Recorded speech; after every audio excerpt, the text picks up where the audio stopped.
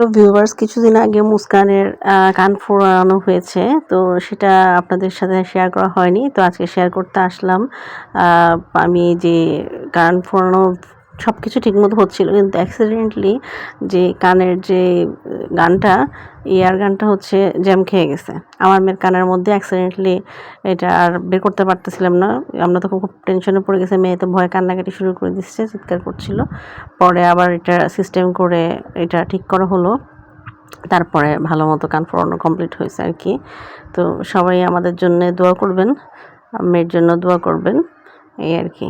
আল্লাহ হাফেজ।